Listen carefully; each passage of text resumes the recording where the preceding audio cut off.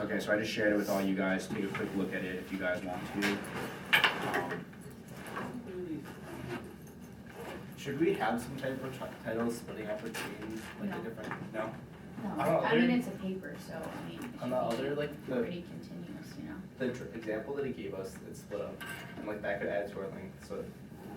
So guys, just a I won't be more than 2 minutes here. So you'll notice in the PowerPoint, obviously the art, I'm not great at art, but I made it pretty simplistic with a couple visuals. Basically, so I'll do the apartheid slide because that's what I did the summary and introduction.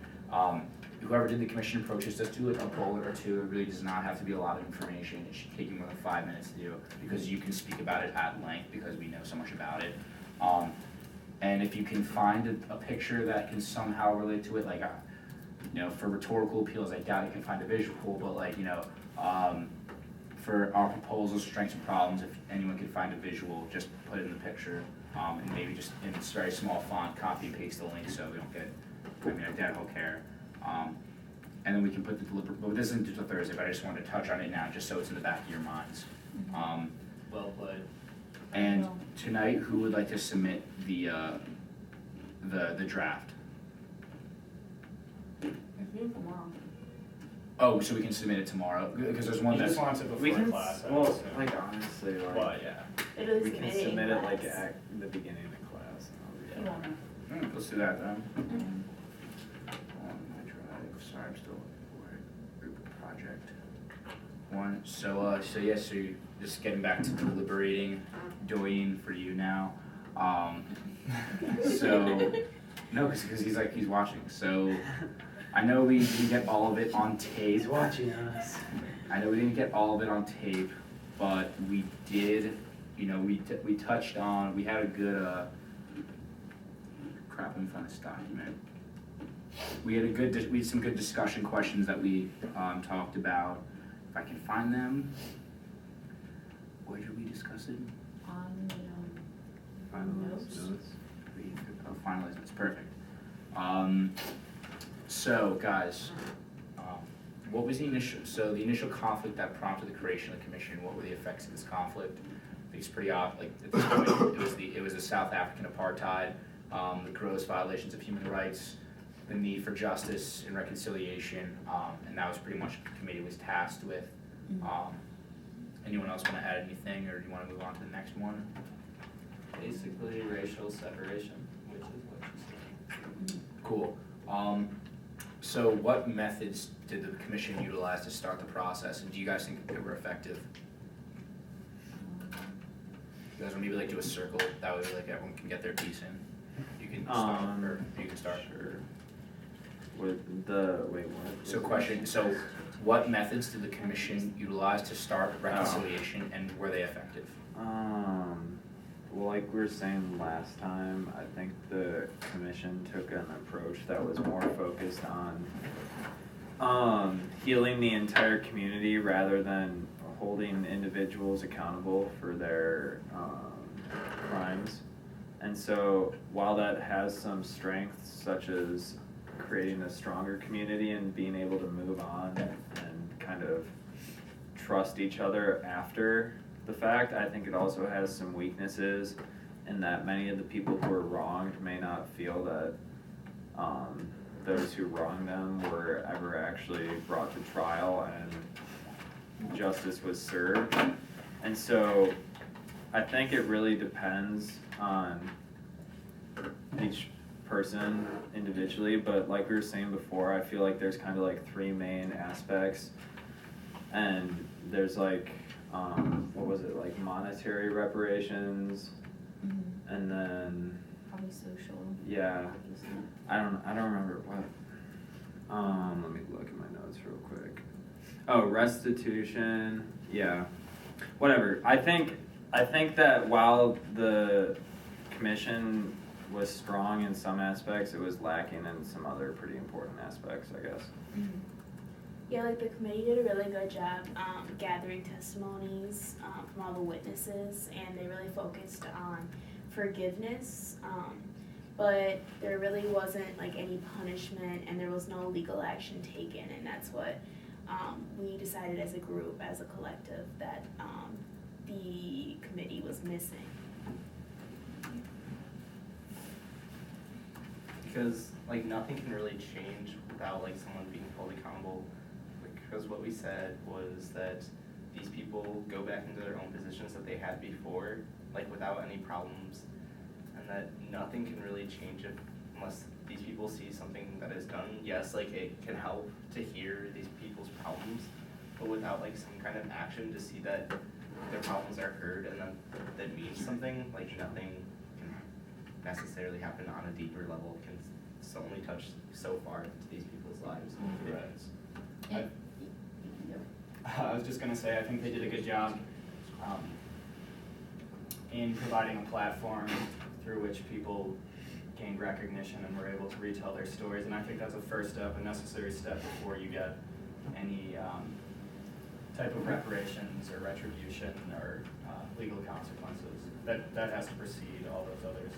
Yeah, but I think in that respect, like, it seems like this whole commission was kind of like an overcompensation for like everything bad that happened. They were trying to like repair everything all at once, and they just couldn't, they could only focus on one thing at a time, and I think that one thing that we've drawn from it is like the emotional aspect of it is like repairing, like healing the people. And so another aspect of the commission would obviously be to take legal action, which there wasn't really that much in it, so it kind of seems like this whole commission was an overcompensation for what they felt was like a huge problem, which obviously apartheid was, but it's like such an like overlying problem. It was like such a long time, like from the 1940s to like the 1990s. You can't just make a document and then expect everything to be fine once it gets out. I mentioned this yesterday, but I think something fascinating in this section where they're talking about reparations and allowing victims to apply for financial grants and restitution, that the language that was used when describing these things, it was always the language of recommendation, suggestion, and implication. And so all they can really do is recommend that the government take action to fulfill these promises to the victims, but they, like you said, there's no legal action behind it. And so much was left open that like we did, like, Yeah. like that's just the way the report was made, but like you can't see what actually happened that was up to these recommendations. Right. But if you, like this president, like we could research and see what that is, but like we still don't know what actually happened. Yeah, they're really open-ended. I read this section on recommendations, and it was just like, while like the commission like acknowledged that like they by themselves couldn't like achieve reconciliation and unity for like the whole nations for like the decades of like human rights violations, they still like wanted to have like a summit towards the end of 1999 in order to like make sure that the recommendations were being considered by the president and by like other facets of society. Like just like I touched on this yesterday, just like the word considered, I feel like is very weak. Like, all right, like can you please look at the like recommendations we made? You think it'll help? It's not you really know? authoritative. No, not at all. And so I think that's definitely where the commission fell short. And I think going off of that, part of the reason for that is when we're looking back at other successful places in history where kind of gross human rights such as this have been punished, there's always been kind of a third party involved because you can never really trust the government after something like this has occurred. And so I think that's one of the places where the commission is lacking. Perhaps if they got the UN involved or something of the sort, that would kind of bring more of an authoritative power, but that hasn't happened. You'd think that they would have done that. Yeah. You know, cause it was 50 years of apartheid. Yeah, exactly. You wouldn't just have a commission and then expect it to like all be fine. Like you'd think that they'd be more authoritative or assertive like towards their government, like not being suggestive, saying like this needs to change. And kind of getting the government involved more, which obviously they didn't do, which was a major loophole. And through that, like both sides could be biased. Like because of so many like the victims were involved in the commission, it could be more biased towards them. But then again, the government can be more biased towards like their position too, so it wouldn't be benefiting the victims. So like a third party would help both sides and like Yeah. sell against a bias or Yeah. either of them. What was in Gautong's, is that how you pronounce his name? Gautong. Gautong, in his opening paragraph about how to achieve reconciliation, he said that it's always necessary to have a third party, whether that be an international state, a church, or some outside organization. But in this case, as you guys just said, we didn't have a third party, and the commission only represented the victims, and not all parties involved. Mhm. Right. We also talked about how it was kind of like the commission was weak because they didn't have the government involved in any way, and so like that alone, like not only having like a third party would be better, but also like having the government there and being responsible for like their like state and everything. Mhm. Yeah, in some respects it was more like a one-sided thing, like Yeah. not even a third party, like the government would have been like the other side to it, Yeah. but it's kind of just like they're like grasping at like something that's not really there. And it has to do with like how these victims or like the perpetrators told their stories. Like they were only there to get to get the amnesty. Otherwise, they were put like through the sentencing, and like that was just kind of a reward to get out of the sentencing was to go and tell your story. Mhm. Right. I mean, and that helps like with the, I guess with being honest and transparency, but I don't think that really achieves justice. You know, if that means what we're arguing. I'm trying to think, so we just discussed, you know, the methods, did we discuss rhetorical appeals? No, do you guys wanna discuss that? Sure, yeah.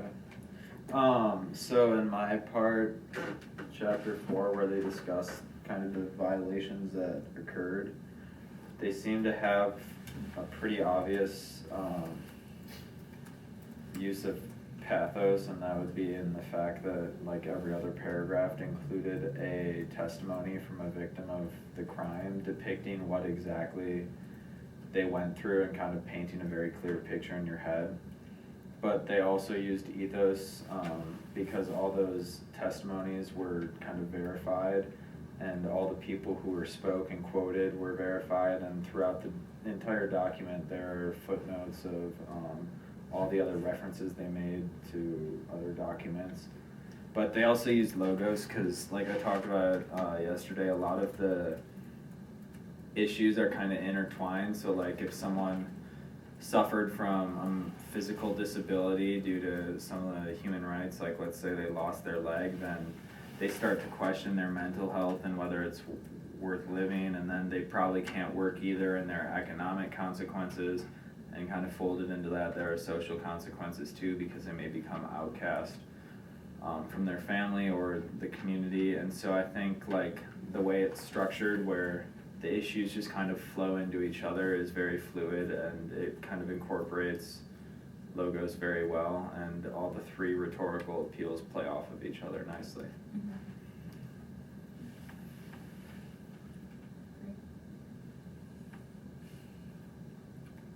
Anyone else wanna add anything to that, or? Ethos was obviously invoked through like by having like the like huge amount of testimonies like Ben was talking about. It's like it's really hard to like say that it's not credible what the like if you like take one account and like compare it with like a perpetrator, maybe it's like hard, and you know you can't really like say like definitively like which one is true. But when you have like so many testimonies from like so many different people like about so many different human rights violations, like there's just no way to say that it's not credible. But at the same time, I think reading the testimonies is like way different than actually like being there. So like obviously reading it, you could, there is emotion in it, but being there, You see the emotion. you see the emotion, and I think that is a bigger kind of, it would sway more people, I guess, if you were actually there. Because it's So- not just, oh, sorry. No, you go. I was just gonna say, because it's not, retelling is itself in a way reliving. Exactly. Because as you're telling something, you're gonna be drawing up mental images of everything that was going on. Yeah, and like the whole point were the trials, like this was just kind of like a recap of it. So the main appeal and the main appeal that like they were intentionally trying to like use in the trials was pathos. Because, I mean, obviously they had the testimonies, like they had to fill out the application and the applicants were valid and they were credible, but the whole point of them getting up there was to invoke emotion in the people that were Literally telling a story is like, Yeah, those. yeah, exactly, so. You just have to, like, think about the means by which you're, like, going through the different situations, like, you're not just reading it, like, it's an actual, like, situation that was happening, it's just on paper now for us, so. Alright, I'll just quit out of it. So next question, strengths and weaknesses of the approaches of the commission. I mean, we've discussed this at length many times, pretty much that strengths are their goals and like, their desires and the fact that they were able to get so many people to come forward, and their transparency, I think, is definitely a strength. As far as weakness though, I think the reparation or justice aspect was lacking as well as their authority. Yeah, I mean, going off of that, transparency was certainly a strength, but in order to get transparency, they had to give up some other things, such as, like, justice, I guess, because they essentially promised everyone who came forward and told the whole story of what they actually did that they would not face any legal action, I guess, and so kind of in prioritizing that transparency, they were compromising a lot of the other aspects that could have made for a strong and healing commission, I guess. Yeah, I'd say a major strength was spreading awareness of how to repair wrongdoings, but weaknesses are like the weak restitution and the fact that many people in power got to stay in power, which is unacceptable, and they should have been removed from the government and had like fines and jail sentences. Yeah, for all perpetrators. And it seemed that the commission was more like a support group. I remember you said that a couple times yesterday, for like the emotional well-being, instead of actually giving people punishments and consequences. It was more about truth than it was justice. Yeah, I feel like the commission was more like, yes, there's a report on it, and yes, they actually went through these trials, but it seems like the whole commission was just like a glorified idea of things that they wanted to happen, and of situations and outcomes that they wanted to like come to like fruition, but it just seems like we were reading through like the dream of the commission that like never actually came out and produced like what maybe their intentions were. But I think having that support group was also kind of important, even though it did compromise a few things, because like at least in South Africa, from what I read, there's been a history of neglecting like mental illness, and I think a lot of the community was left kind of lost and with mental illness after this. So I think although from our point of view we might have liked to see more justice, I think from the South Africans' point of view the commission was pretty helpful.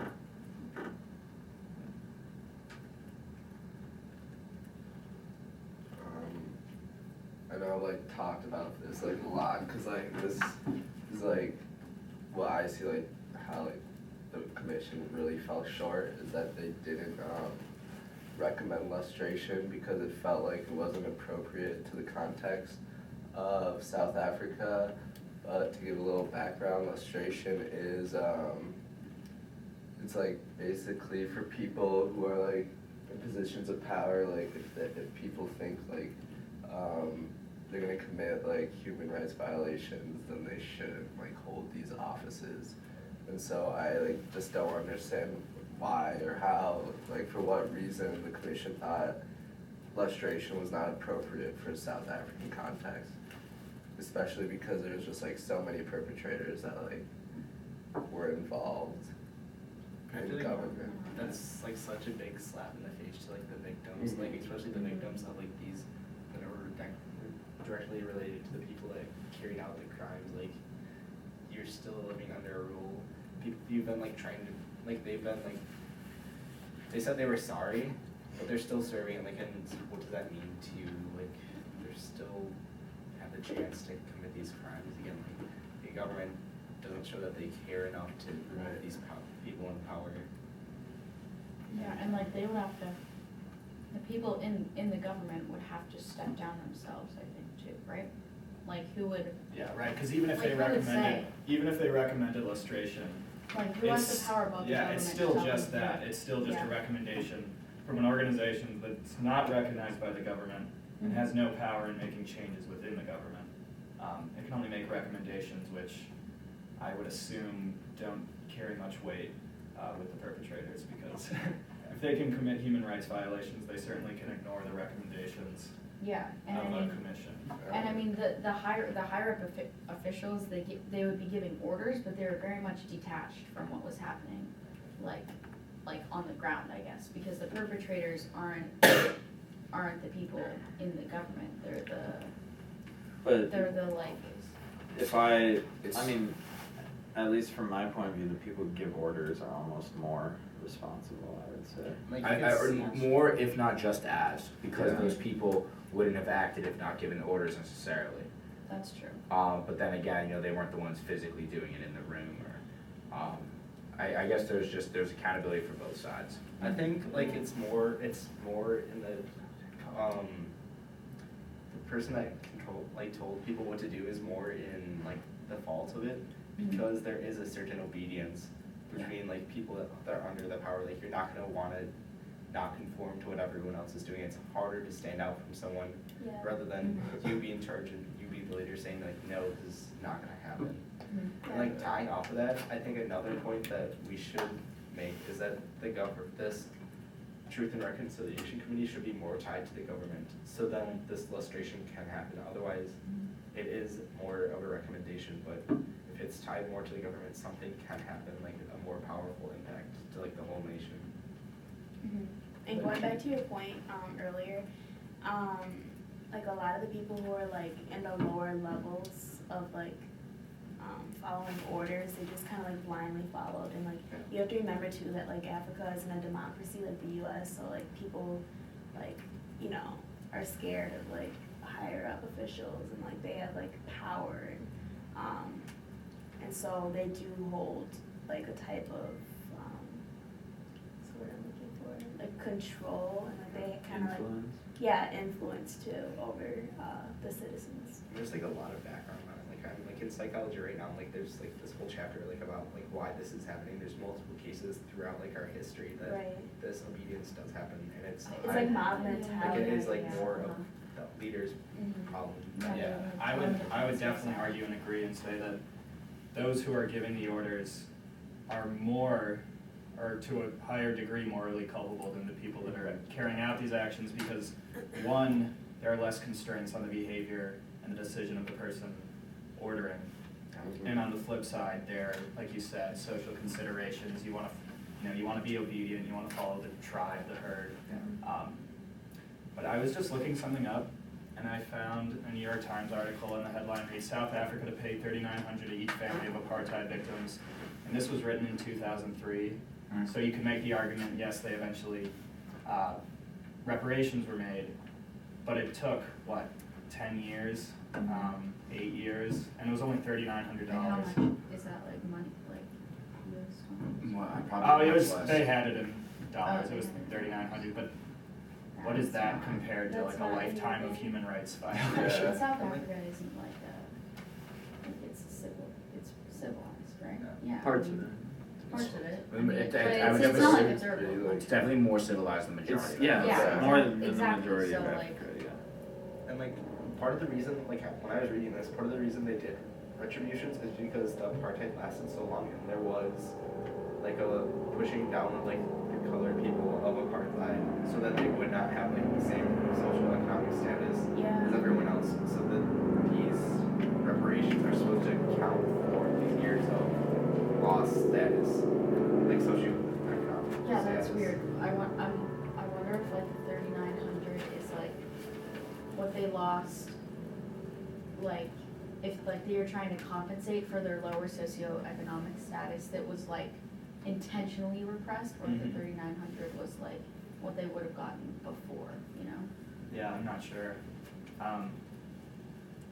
But the president at the time was Thabo Mbeki, and this quote is, "His announcement followed years of intense political pressure on the government to fulfill its promise to the tens of thousands of victims whose harrowing testimony of mutilation, rape, and murder illuminated the dark history of apartheid."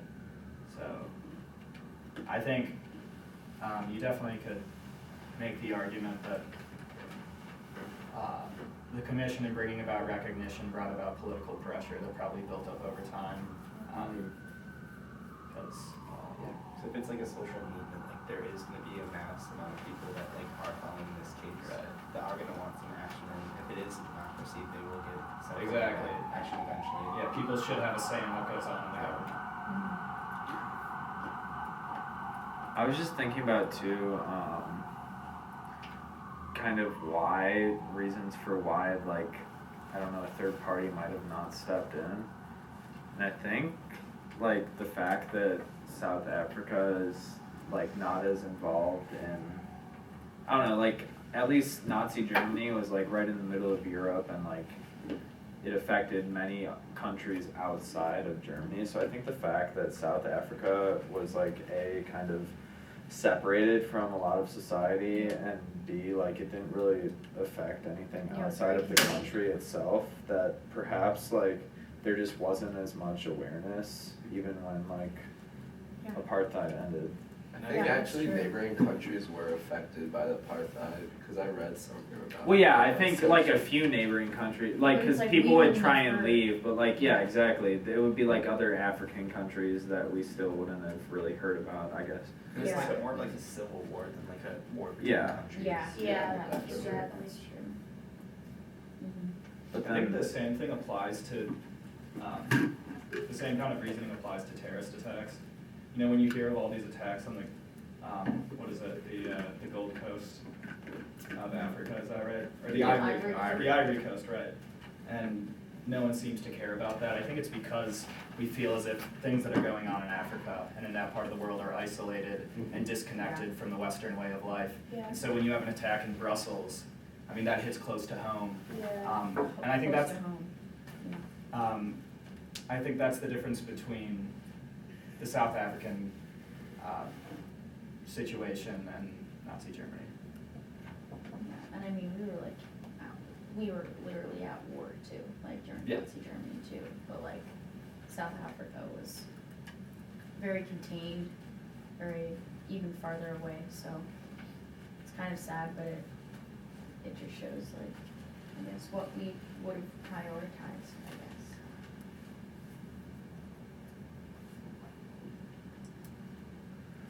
Should we touch on like the more participation, the what? like more participation from the white population again? Oh, yeah. So, at least in my chapter, it kind of talked about how a lot of the white population who were perpetrators of the human rights kind of led the country, like not government officials, but kind of their inferiors who were actually carrying out these orders in fear of the commission. But so that kind of affected the commission's ability to hear some of the stories, and then a lot of the other white population were just kind of bystanders, because they weren't necessarily carrying out these attacks, but they weren't stopping them either, because the media in South Africa, at least white media, kind of perpetuated the fact that this apartheid situation was acceptable. And so while many of them certainly, while many of them, I guess, didn't carry out these attacks themselves, they were certainly okay with it. And I think that's kind of something that was a little messed up, but then they also didn't show up to the commission, so a lot of the people who just showed up kind of were the victims, and I think you're never really gonna have true reconciliation until you hear all sides of the story, which wasn't the case. Like going off of like hearing all sides of the story, like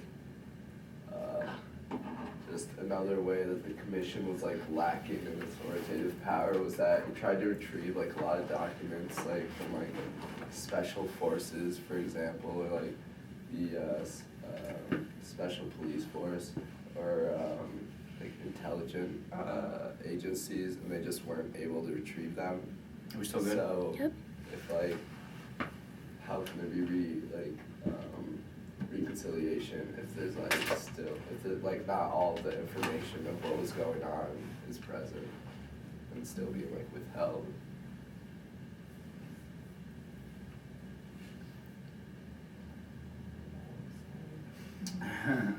All right, so, we've discussed the appeals, strengths and weaknesses, you know. How about the alternative? Yeah, so, okay, so let's, again, I guess it's fitting, cause, what it, like, being the last question, we're almost done, so what is the alternative approach that could have been more effective than the methods the committee utilized? Personally, I think a more uniform sentencing, you know, whether, if you can, because in my section at least, it outlined the different forms of violations, whether it be beatings, murder, or torture, and it's like, and really got in depth, like, there was like 3 pages of different types, got really detailed, and I think depending on the level of what you did, so like beatings, you know, maybe, you know, 5 to 10 years away, murder, you should be obviously a lot longer, and torture, but if you did worse than that, I think you should be, you know, put in jail. I personally, I'm not really gonna get into whether the death penalty should be applied here or not, but I definitely think there should, bottom line is there should be a more uniform process, or punishment, not just, I did this, I'm sorry, please forgive me. Yeah. And it should be, I think, based on the severity too. I think that's what you were getting at, like, obviously if you murdered someone, that should be a much harsher sentence than something lesser, Exactly. less severe, so. Well, and I think too, you have to take into account things other than like the physical harm, cause at least, in my reading, it made it very apparent that like for just as many people who were caused physical harm, as many or more were caused psychological harm, and while I think that's hard to measure, I feel like you shouldn't just be charging the perpetrators based off of like whether you beat someone or killed someone, but also like how their mental state is today and like what you did to perpetuate its deterioration. Yeah. And I think, like, going on that, like, as part of, like, a sentencing, they should have to, either, like, they should have the chance to say they're, like, they wanna, like, apologize eventually, like, might not have to be right away, but, like, they should be able to get the chance, and once they are, like, sentenced, they should have to hear these people's stories, so then they can personally realize, like, what they did, like, and how this is bad, so they're just not sitting in, like, prison, not, like, feeling anything, like, not understanding why this is wrong. I think also it'd be important to enact all these suggestions we're making, to get a third party involved, so that these things we're suggesting actually would have taken place. And what form that would take, I don't know, the UN, some kind of internationally recognized court, something like that, so that action can actually be taken. So yeah, I think that's pretty much, we got it. Like, I have another. Oh, yeah, go for it. So, like, this is such a big problem, like, we see, like, racism, like, this happen, like, and I'm sure today, like, racism is still such a big problem in South Africa, like, it probably hasn't, and I know it hasn't been fully solved. That's, I think there should be, like, going on with that, like, we should introduce some type of, like, more education. I'm sure there's some education there, but, like, fuller education, so people can understand this, so they can help get rid of the discrimination between the people in South Africa, and they can move on to like a better place rather than, part-time half is gonna move on, like, but we can like solve this and make it like a better place because of this, and we can learn from it, and I don't know, it just won't happen and then it's done. Alright, so I think, anything else you guys wanna add? You know, we've deliberated, he also said that we, did, like, cause of what happened, like, he said what we have is good, but he said 30 minutes to an hour is totally fine, and we definitely have that. Let me double check that. Whatever you have works, which means if you've, the goal of the video is so I can see how deliberations inform your position paper, which means if you have 30 minutes of filming but doesn't broadly reflect your position, it won't be helpful, but we have more than that, we made it so clear. Good discussion. So like everyone Yeah, else, no, like for how, real. is there anybody else's like positions that they're making in these papers, like not covered in the videos? Oh yeah, We should like, who discussed the education aspect? Was that you? is that like, no, like. It was in the last paragraph, someone just said, Yeah. I thought that was a really smart idea. That's like what I was trying to talk about most. I think that was Was really that good. under recommendations for? Yeah. I think that was really smart, about actually performing how we think too. So, tomorrow we'll What submit. are we gonna do tomorrow in class?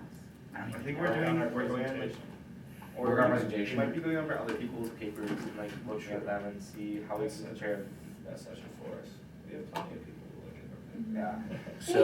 Yeah. So We should just be like, yeah, can we just have this time to, work on our presentation. yeah, you can leave the room and. Is it still filming? Yeah. It's, I did not say that. No, because you guys can cut it out. We're trying to think, we've pretty much done everything at this point, like we've added our stuff. I'm still going through it, I've gone through pages like 1 through 6, I'm probably gonna go through it for a second time because like going through this many pages, this dense, I'm gonna miss something. I'm gonna skim through my parts as well. I mean, if you guys can, don't worry about it, Awesome. but, Wait, is there a part in particular that needs to be added onto, because I still need to contribute to the second round? Rhetorical appeals could Okay. use some addition. I Because- wanted to keep strengths and weaknesses short because I feel like. If you can add on to it, 6 though, yeah. I mean, I can make it long, but I feel like that kind of overlaps with recommendations. Cause it's kind of hard to say this is a weakness without saying, Yeah, I feel What like- you implying what suggest, should be changed. yeah. Makes sense. I'll do my I mean, best, if it flows, then Yeah. like, Yeah, I'll look at both of those and see if I can add. okay, cool. yeah. Alright, Good yeah, meeting, if you- guys. If you wanna add like, I'll watch the game now. to logos, that, like you're talking about like how like Yeah, I can talk the about that. consequences follow, cause that wasn't really discussed in the chapter. Is that the SD card now? Ben? You can you just like upload it? Like, I put the one video on